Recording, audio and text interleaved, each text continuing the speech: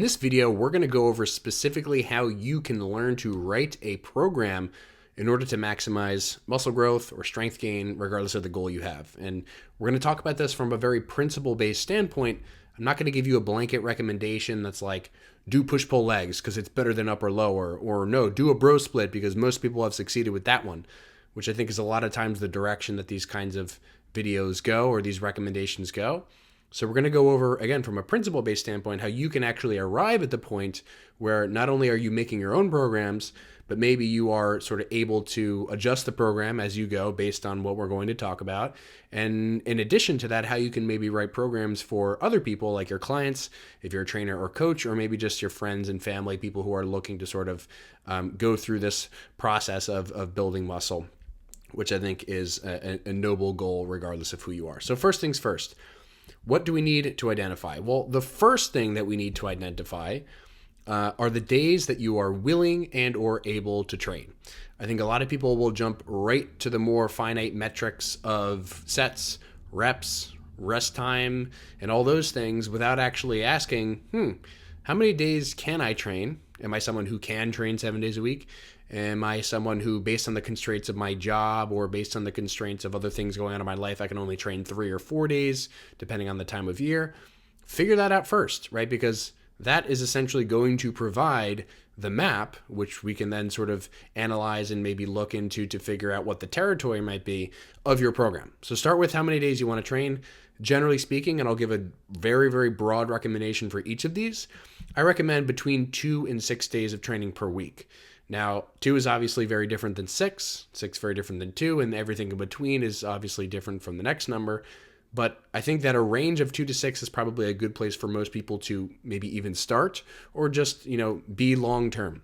I think that if you're training 1 day a week, unless you're an absolute noob, beginner to the gym, probably not the best idea just to have one exposure to training, and also probably not the best idea to take no days off ever. Could you do that? Of course you could. That's your choice. This is, after all, just a general recommendation based on my experience and what I've seen work for myself and for many clients, both, again, complete beginners who have never lifted before and people who are training at the IFBB Pro level who are, the most muscular and biggest people in the world. So 2 to 6 is my recommendation. Anything within that range, I think you can realistically make work. But what I will say is that over time, the more trained you are, the more you'll probably lean in the direction of closer to 6. And the more beginner you are, the more you'll probably lean closer to 2. So many of my beginner clients have trained 2 or 3 days. That's generally what I recommend for beginners. And then more advanced trainees, anywhere from 4 to 6. Again, depending on the constraints, that's obviously something that needs to come first. But just to contextualize that recommendation. Step number 2, how many sets a week you are going to do based on priority. Now, this also, much like the 2 to 6 recommendation, is going to be a very broad, sweeping range of 5 to 15. I think personally that if you're just starting at, in the gym, again, much like the first recommendation, start closer to 5 sets per muscle group per week. This is what this recommendation is referring to. And if you're maybe more advanced, depending on the muscle group that you're looking at in terms of how much training volume you want to have, lean more toward the, maybe 10 to 15 sets per week per muscle group range. Now, I want to contextualize this. This is not some sort of dissertation on programming. Again, this is just, we're trying to stick to principles here and give broad strokes recommendations. If you are someone who likes to train on the more intense side of things, right? So you like to really get amped up. You like to do really hard sets. You like to basically go until the weight stops moving and not when you stop trying to lift the weight, right? You really like the sort of Dorian Yates style of lifting where you're just going to kill yourself in the gym. Lean closer toward the 5 to 10 sets per week recommendation, at least to begin with, okay? And we're going to talk about assessing and reassessing in just a bit here. If you're someone who maybe is newer to the gym and you would like more exposure to maybe movements that you're not familiar with or movements that you are familiar with, but you're just not someone who's super comfortable pushing themselves super hard, that's okay too. You can simply just use a higher volume closer to the 10 to 15 sets per muscle group per week recommendation, as opposed to sticking to around that lower end of the range, around 5 sets.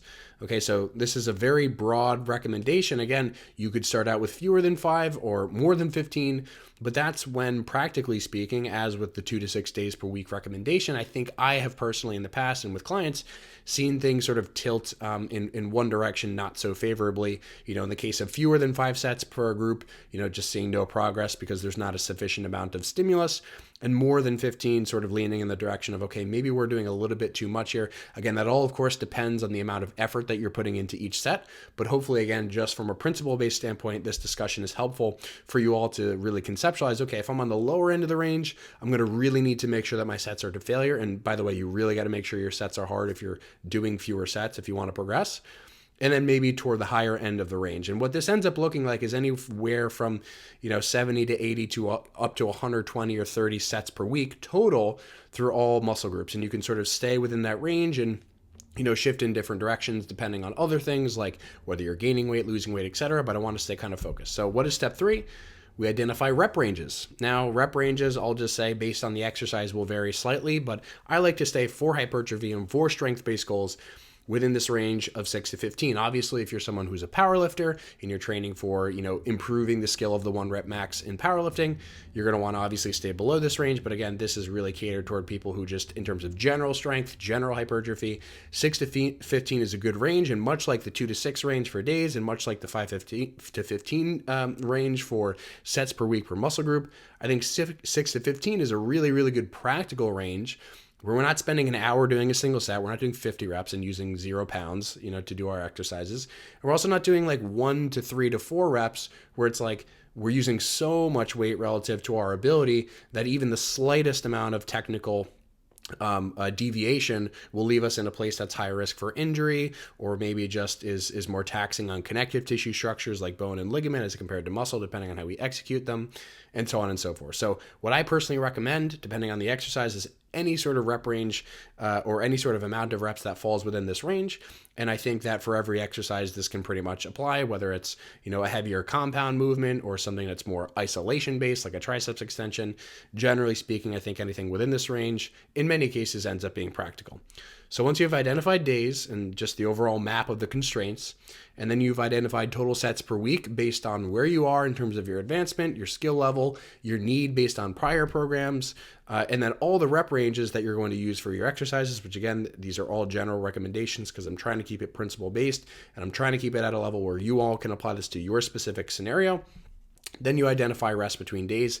And I think that this is something that has the potential to vary between muscle groups, much like all the other recommendations of sets per week and rep ranges may. But I think in general, 2 to 3 days rest between bouts of training specific muscle groups is probably most beneficial. I think that, of course, could you go a specific length of time, without having, as much rest, like maybe, for a certain group like the middle delts, for example, which are a single joint tissue that doesn't incur too much what we perceive to be soreness, between days. Could you train the middle delt, 2 or 3 times a week and maybe only have 1 day of rest between? Absolutely. But a muscle group, maybe that on average gets a little bit more sore, maybe the quads or maybe the hamstrings, depending on the motions that you do. And maybe you take 2 or 3 days rest between each of those days. So maybe you train, Monday, you train hamstrings, and then you train them again on Thursday or Friday. That's plenty of rest and recovery, generally speaking, for the average person. But if you're someone who maybe more over time likes to do more volume on individual days and maybe fewer days total, then you'll probably end up having more rest between days. So we'll go over just a sample split and how I sort of like to set it up in just a second here. But you may end up being someone who just trains a muscle group once a week. And if you do a lot of volume of that muscle group on that one day, that could potentially be a sufficient stimulus for the whole week. And you may end up, being totally fine with 6 days rest, right? That is something that works. Again, I'm just trying to detail out a little bit more of a generalized thought process here, which is to say, okay, we're generally going to want to fall within the 2 to 6 days of training. Again, intermediate to advanced, maybe 4 to 6, and beginner intermediate, maybe 2 to 3. We're generally going to want to stay within the boundaries of these other recommendations in terms of sets and reps. But again, all subject to sort of the individual scenario, and not only the individual scenario in terms of experience level and skill, but also exercise selection and execution, right? That's something that I think seldom gets talked about in the context of the discussion of programming, weirdly enough, because the fundamental unit of the program is a single rep, right? That's essentially the unit from which everything else is sort of built out. And the rep is really just composed of like, what are the mechanics of the motion?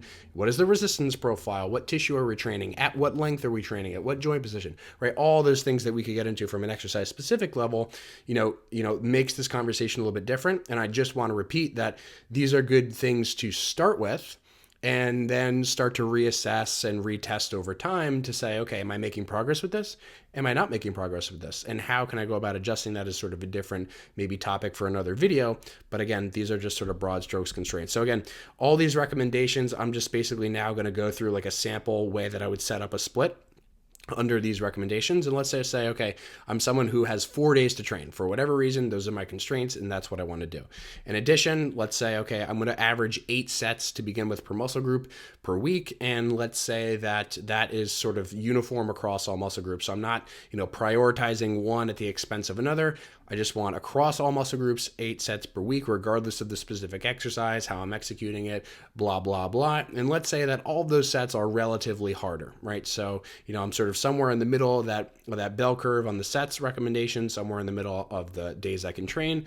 And then let's just assume that the reps and so forth are sort of standardized across all those exercises. How might I lay that out? Well, to sort of abide by the, rest recommendation of at least 2 to 3 days, this is sort of what I'm going to go with, where we have a Monday, a Tuesday, and a Thursday and a Friday, and we're going to be off on Wednesday, off on the weekend. How could we begin to sort of lay this out? Well, again, per the recommendation, let's just say I have 2 upper days per week to, again, allow for the 2 to 3 days rest recommendation, and 2 lower days per week. And all that we really have to do from here is just fill in the categories of training motions that would sort of sufficiently stimulate all the major muscle groups of the body. And what might that look like? Well, I might do a flat decline press for 4 sets on my first upper day, and a flat to incline press on my second upper day. So right away, we can sort of lump into although there may be a more specific bias toward one of these, again, I'm just trying to lay out a thought process here, not a specific recommendation. We'll just say, okay, those are pushing motions specifically for what we'll call chest, front delt stuff. Now I've already done 8 sets of push, right? So my recommendation of 8 sets to begin with, maybe 8 hard sets, 8 sets close to failure or at failure. That's what we're starting with, not a terrible recommendation. And then after that, we have, a vertical and a horizontal pull, 4 for each, for, again, a total of 8. And then we do the same thing with something like a bicep curl, a triceps extension, and a lateral raise. Automatically, we've just covered essentially most of the upper body. Of course, maybe as an accessory thing, we could include abs and erectors if we want to talk about trunk stuff. But again, broad scopes, this is sort of what I'm just trying to lay out from a programming standpoint. And we could do the same thing for the lower body, right? So we have a quad-based motion, a hamstring-based motion, a glute-based motion, a calf-based motion, and all of those different exercises can fall underneath that rep recommendation of 6 to 15, depending on the exercise. And then we have our sort of rest days allowed for there between the upper days, and then the rest allowed for lower days. Again, in that sort of 2 to 3 days rest recommendation, which again is just something that is a good middle ground, I think, as to serve as a starting point for all these things. So again, the point of this wasn't to get into the specific motions and which should you do and how much of each should you do, right? The point of this is just to sort of lay out a more of a paradigm-based video, a paradigm-based process, which says, okay, let me start with the more practical, pragmatic limitations to what may actually sort of linchpin me in any program, and let me just see from a very broad perspective, from a 30,000 foot view perspective, how can I begin to lay out these training variables in this specific way? So, if you are someone who's watching this and you're trying to figure out, okay, what's the best split for me, start with the principles of, okay, how many days a week can I train? How many days am I willing and able to train? Like realistically, how many days do I find fun? How many days does it, start to feel like a drag at? Does it start to feel like a drag if it's 6, if it's 5, if it's 7? What kind of person are you? And does that change over time? Because it's likely to. After that, you sort of start to slowly fill in these things that sort of almost weirdly sort of start to fall in place once you've done this enough and once you've gone through this process enough. And once you have something laid out on paper, don't necessarily feel like you need to stick to it if you don't feel like it's working. Now, whether or not it's working is a kind of different conversation in terms of how you might assess progress, right? There are things to track in terms of body composition, like pictures, body weight. There are things to track in terms of performance, like are your exercises in terms of the weight that you're using improving week to week? Are there reps improving? Are you able to handle more volume at a seemingly similar amount of fatigue? All those kinds of things are sort of tangents to this conversation. And hopefully this sort of a layout and this process was helpful, again, more from a principle-based standpoint of take a guess, right? Because a lot of people express very certain viewpoints, and I think it's a very toxic way to sort of teach people. It's not really teaching people to do anything. It's just telling them to sort of subscribe to this cookie cutter strategy rather than saying, hey, here are some general constraints that you can begin with. Here are the things on average that we've seen be successful, not only anecdotally, but potentially in research-based settings as well. Go with one strategy, test it, 8 weeks, 12 weeks, 16 weeks, at least. Standardize it, right? Do the same thing every week. Repeated bouts, effects, just left and right. And then after that process is sort of finished, assess and reassess and say, okay, what things can I play around with? If I'm not making the progress that I would like to, maybe it's a volume issue. Maybe I need to add more volume to each of my exercises. Maybe it's a setup and execution thing on every exercise. Maybe I'm just not quite, hitting the target muscle the way that I should be. Maybe it's a specific effort issue. Maybe I'm not, maybe I'm doing sufficient volume or what would theoretically be sufficient volume, but it's just not really at a point where it sort of matches up with my training effort, meaning maybe I'm not training hard enough. Maybe I'm training too hard and I'm doing too much volume and I'm not recovering from that. And I'm experiencing all sorts of joint aches and fatigue and, mood changes and sleep quality is down, right? There are just all these different layers that you can go into, but fundamentally, the goal of every program is the same. You take a guess, you subscribe to it, you stick to it, you standardize it, and then after a certain period of time, you apply that scientific process and that scientific thinking to say, okay, what can we retest here? How did it go, right? And obviously, you have to have sort of measurements off of which you're making that decision. But once you're there, right, the process just repeats. Test, retest, assess, and reassess as you move. If you like this video and you want to learn more from me, please consider enrolling in my online anatomy and biomechanics course. The course contains over 15 hours specifically dedicated to improving your understanding of anatomy and physics and how it applies to lifting weights. Over 3,000 students have enrolled in this course and have reported back that it's the most easy to digest material that doesn't include any sort of boring textbook lecture that you might normally find in a typical college curriculum. So if you want to improve your ability to lift and as a consequence, grow muscle more easily and reduce your pain in the gym, check out the link in the description.